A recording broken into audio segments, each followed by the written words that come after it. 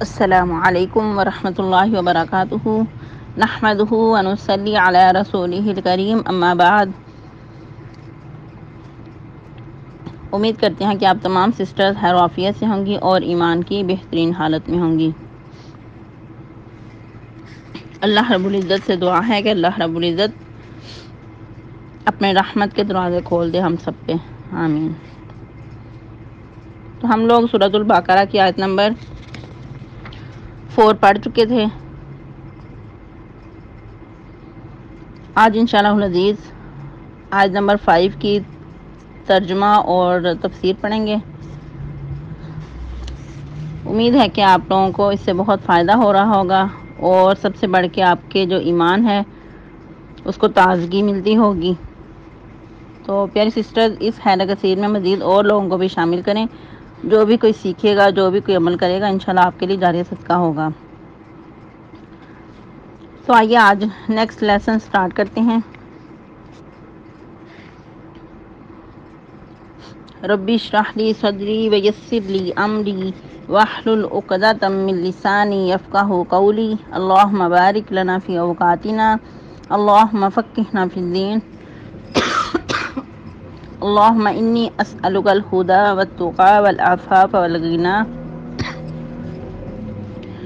اللہم الہمنی رشدی واعذنی من شر نفسی۔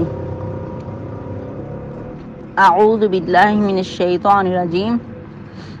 اولئک علی ھدی من ربہم واولئک ھم المفلحون۔ اولئک یہی لوگ ہیں، علی اوپر، ھدی ہدایت کے، من ربہم اپنے رب کی طرف سے۔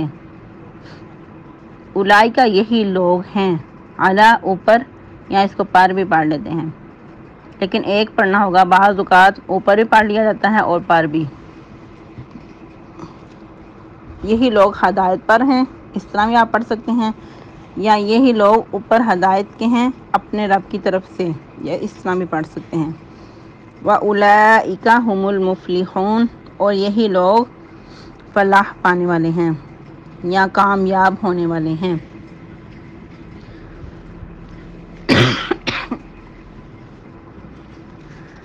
آج کا لیسن بھی بہت ہی زیادہ خوبصورت ہے۔ گویا کہ کامیابی کی جو کنجی ہے وہ بتائی جا رہی ہے، اور جو سابقہ لیسن ہے جو ہم پڑھ چکے ہیں اس کو بھی ساتھ لے کر چلیں گے، ہلکا سا ٹچ دیں گے۔ جیسا کہ سورۃ الفاتحہ میں ہم پڑھ چکے تھے، اہدنا الصراط المستقیم۔ تو مجھے یوں لگ رہا تھا کہ جب ہم نے دعا کی کہ اے اللہ ہمیں سیدھی راہ دکھا، تو اس کے جواب میں گویا کہ اللہ رب العزت ہمیں سارا یہ ایک فلسفہ بتا رہے ہیں، گویا یہ کامیابی کی جو کنجی ہے وہ بتا رہے ہیں کہ یہ کچھ کرو گے تو ہدایت ملے گی، اور ہدایت ملنے کے ساتھ ہی کامیابی حاصل ہو جائے گی۔ گویا کہ کامیابی کے جو ذرائع ہیں، جو ہدایت کے ذرائع ہیں، وہ ہمیں بتا دیے گئے۔ اگرچہ بہت ہی مختصر الفاظ تھے لیکن بہت ہی زیادہ میننگ فل تھے، بہت ہی زیادہ اپنے اندر گہرائی رکھتے ہیں۔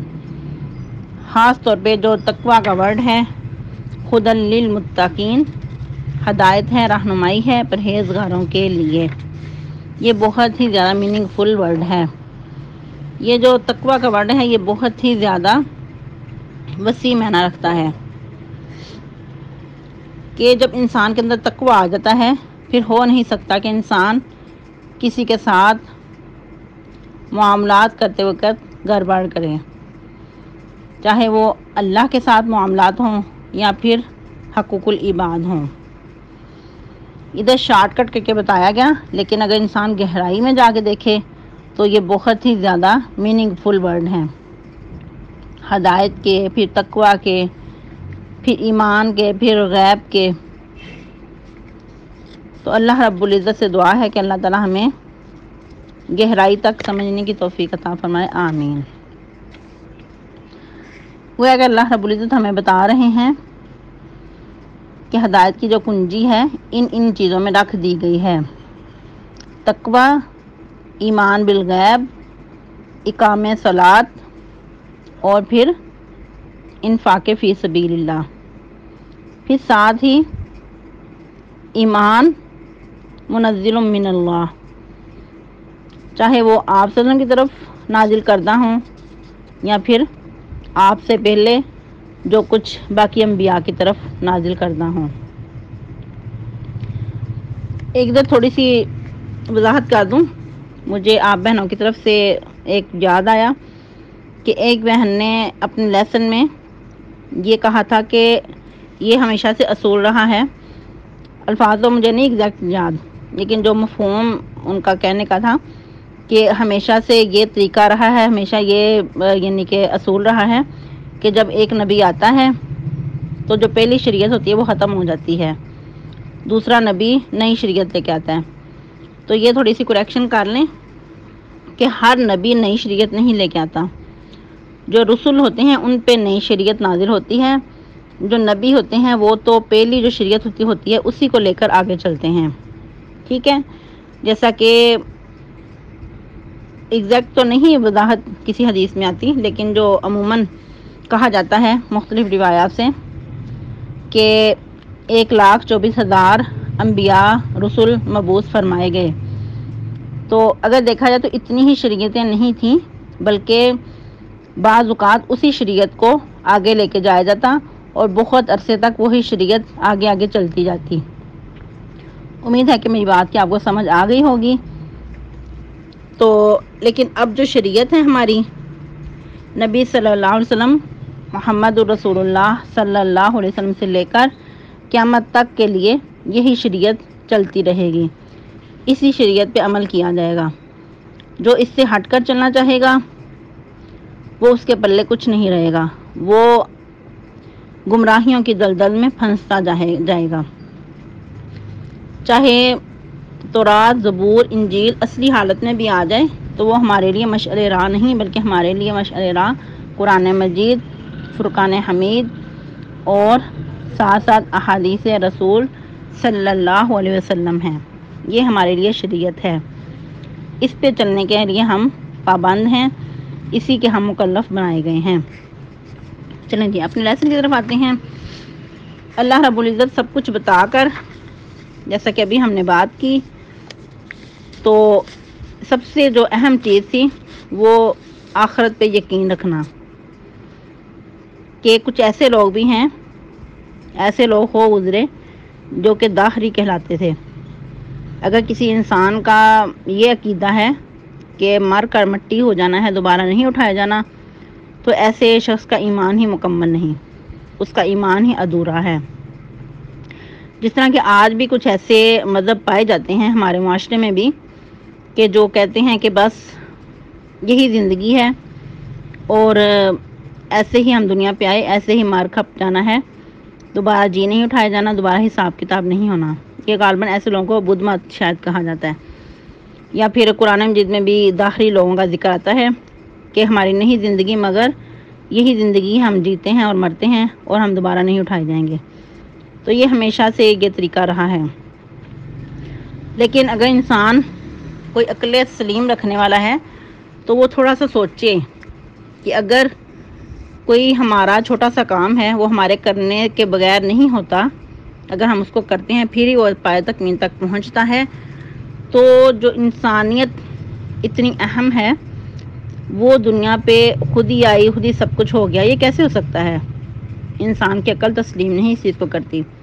جس طرح کہ چھوٹا سا واقعہ مجھے یاد آ گیا کہ دو لوگوں کے درمیان مناظرہ تھا، ایک داہری تھا، ایک مسلمان دوسرا جو کہ آخرت پہ یقین رکھنے والا تھا۔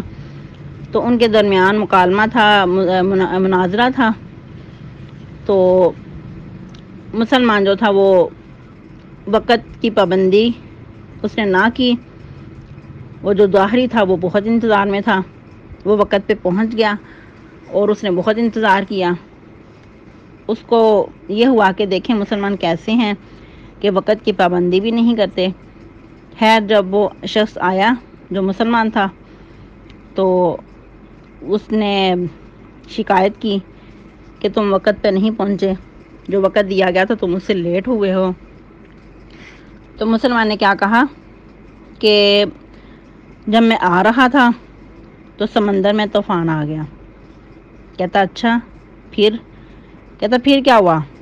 میں نے دیکھا کہ درخت خود بخود اترا اور اس کے تختے بنے کٹ کے، تو ایک کشتی تیار ہوئی، تو پھر میں اس میں سوار ہو کے تو یہاں تک پہنچا ہوں۔ وہ جو داخری تھا وہ بھی بہت حیران ہوا، کہتا یہ کیسے ہو سکتا ہے، یہ تو عقل تسلیم نہیں کرتی، یہ تم غلط کہہ رہے ہو۔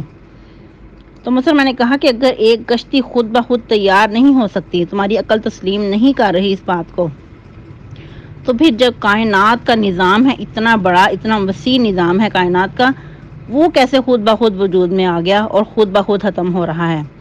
اور پھر جیسا کہ تم لوگوں کا عقیدہ ہے کہ انسان مرنے کے بعد دوبارہ نہیں اٹھایا جائے گا، تو یہ سارا کچھ کیسے ہو سکتا ہے؟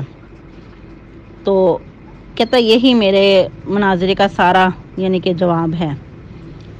تو اس کی جو بولتی بند ہو گئی، اس کو پھر دوبارہ کوئی جواب نہ بن پڑا۔ تو اس طرح کے لوگ ہمیشہ سے ہوتے ہیں سامنے، مسلمانوں کے درمیان رخنہ اندازی کرتے ہیں، اس طرح کے لوگ ہمیشہ سے چلے آ رہے ہیں، تو آج بھی اس طرح کا ہمارے معاشرے میں طبقہ پایا جاتا ہے۔ تو خیر آگے چلتے ہیں۔ آج کا جو ہماری گفتگو کا عنوان ہے وہ یہی ہے کہ انسان آخرت پہ یقین رکھے گا تو پھر اس کا ایمان کامل ہے۔ اور پھر اس کے علاوہ جیسا کہ ہم نے ایمانیات کے بارے میں کل بھی تھوڑی سی بات کی، تو یہی ہے کہ اگر انسان اچھی بری تقدیر پہ ایمان نہیں لاتا تو اس کا ایمان مکمل نہیں ہے۔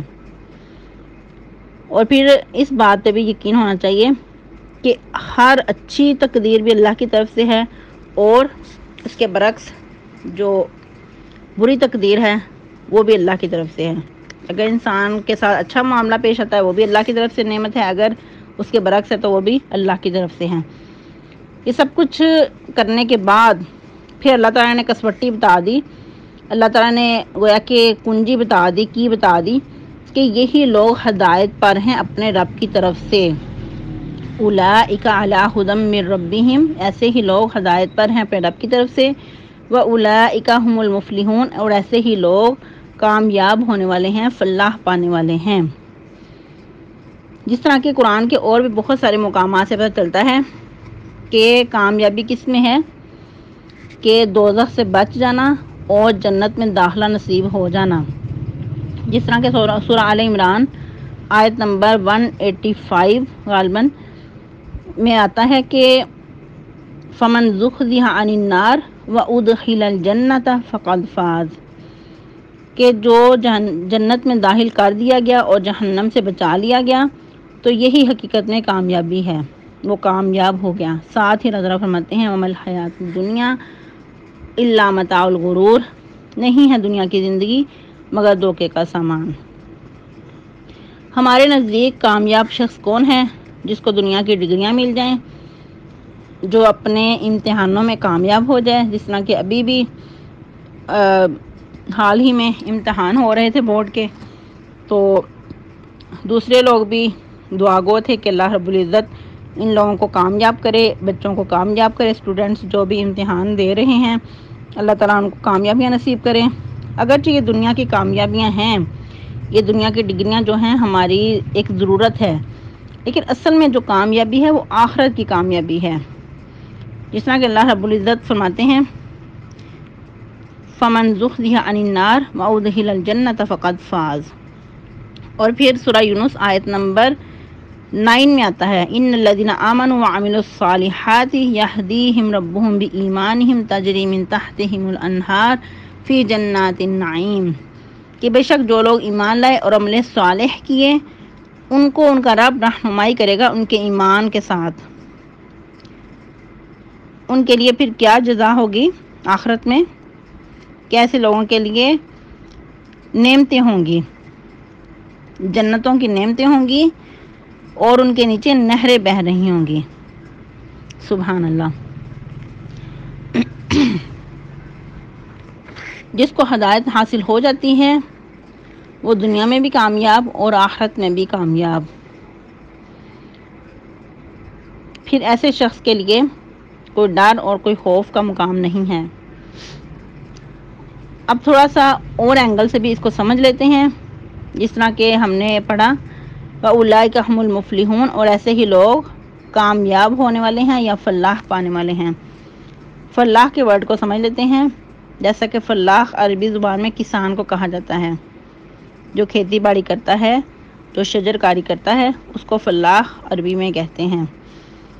تو فلاح کا کیا کام ہوتا ہے، جو کسان ہوتا ہے وہ کیا کرتا ہے؟ شاید ہم لوگوں کو اس چیز کی اتنی اہمیت نہ ہو، کیونکہ ہم لوگ دیہی علاقوں میں نہیں رہتے، ہم لوگ دیہاتوں میں نہیں رہتے، ہم لوگ شہروں میں رہنے والے ہیں، تو ہم لوگوں کو اس چیز کی اتنی قدر نہیں۔ لیکن جو ایک کسان ہے اس کو اپنے کھیتوں کی بہت قدر ہوتی ہے، کیونکہ اس کا سارے سال کا انحصار کھیتوں پہ ہی ہوتا ہے۔ اس کی جو محنت مزدوری رنگ لاتی ہے تو وہ بہت ہی زیادہ خوش ہوتا ہے۔ تو کسان کا کیا کام ہوتا ہے؟ وہ بہت محنت مشقت کے ساتھ زمین کو نرم کرتا ہے، اس کے اندر بیج بوتا ہے، پھر اس کو پانی دیتا ہے، اس کے بعد اس کی وقتاً فوقتاً دیکھ بھال کرتا رہتا ہے۔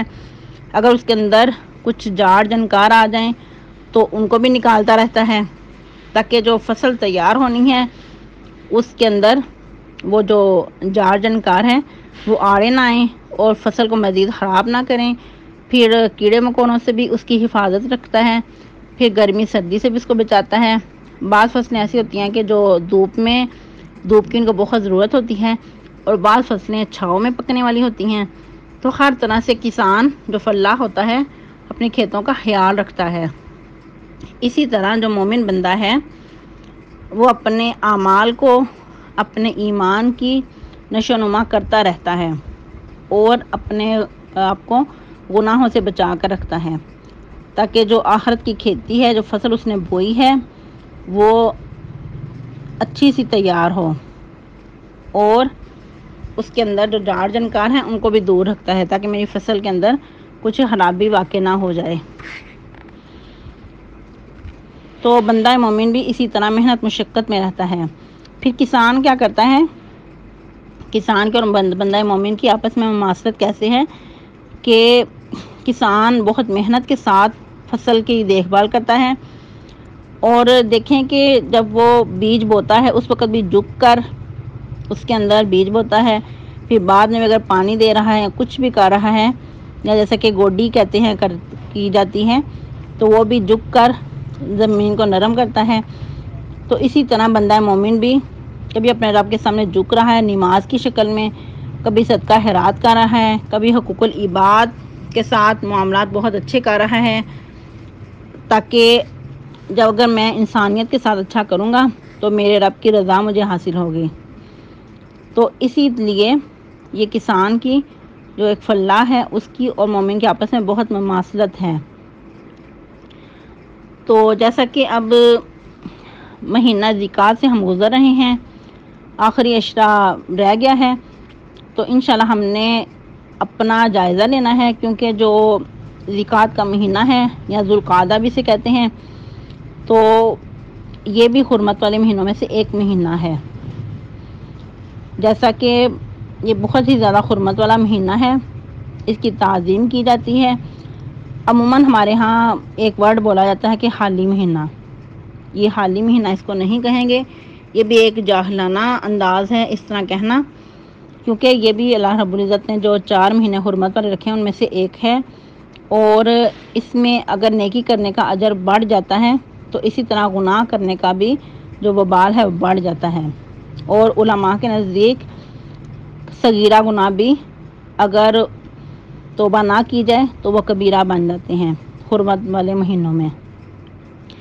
تو اس لیے ہم نے نیکیوں میں بھی اضافہ کرنا ہے، نیکیاں زیادہ کرنے کی کوشش کرنی ہے، اپنے گناہوں پہ توبہ کرنی ہے، اور گناہوں سے بچنا بھی ہے، نیکی کرنے کے ساتھ ساتھ گناہوں سے بھی بچنا ہے۔ ایسا نہ ہو کہ ہم کسی گناہ کو چھوٹا سمجھتے ہوئے کار گزریں تو کبیرہ گناہ کے مرتکب ہو جائیں، استغفر اللہ۔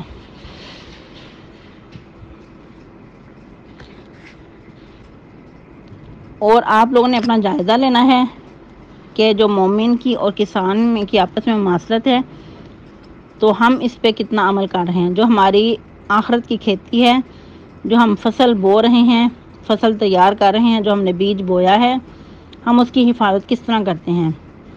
تو یہ ہمارا آج کا ٹارگٹ ہوگا۔ اللہ رب العزت سے دعا ہے کہ اللہ رب العزت ہمیں قرآن و حدیث کا صحیح فہم حاصل کرنے اور اس پہ عمل پیرا ہونے کی توفیق عطا فرمائے، آمین۔ والسلام علیکم ورحمۃ اللہ وبرکاتہ۔